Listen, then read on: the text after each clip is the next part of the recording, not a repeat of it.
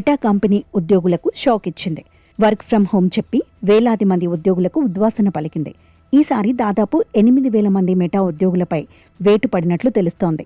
ప్రపంచవ్యాప్తంగా పలు దేశాల్లోని ఉద్యోగులకు ఎప్పటిలాగే తెల్లవారుజామున ఈ లే ఆఫ్స్ నోటీసులు పంపించింది.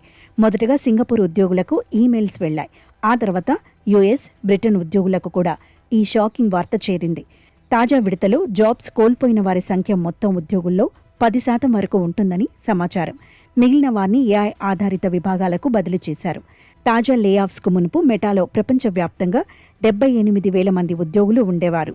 లే ఆఫ్స్కు సంబంధించి సంస్థ చీఫ్ పీపుల్స్ ఆఫీసర్ గేల్ ఉద్యోగులకు ఒక అంతర్గత మెమోను పంపించారు. వేల సంఖ్యలో జాబ్స్కు ఫుల్ స్టాప్ పెట్టినట్లు చెప్పారు.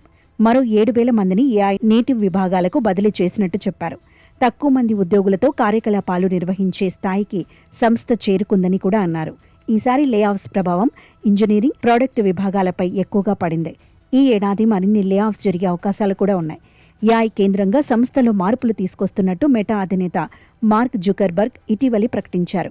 ఈ ఏడాది ఏఐపై తాము $145 బిలియన్ వరకు పెట్టుబడి పెట్టబోతున్నట్లు చెప్పారు. లే ఆఫ్స్ తప్పవని మెటా గత నెలలోనే ప్రకటించింది. దీంతో ఉద్యోగుల ఆత్మస్థైర్యం దెబ్బతిందన్న వార్తలు కూడా వెలువడుతున్నాయి. ఇది చాలదన్నట్టు ఏఐ శిక్షణ కోసం సంస్థలు వినియోగిస్తున్న ఒక కొత్త సాధనంపై కూడా ఉద్యోగుల్లో అసంతృప్తులు వెల్లువెత్తాయి.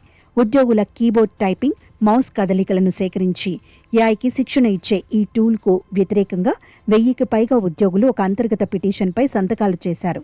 మరోవైపు ఈ ఏడాదిలో మరిన్ని లే ఆఫ్స్ తప్పవనే ప్రచారం వెరసి ప్రస్తుతం మిగిలిన మెటా ఉద్యోగులకు ఏమాత్రం కంటి మీద కునుకు లేకుండా చేస్తున్నాయి.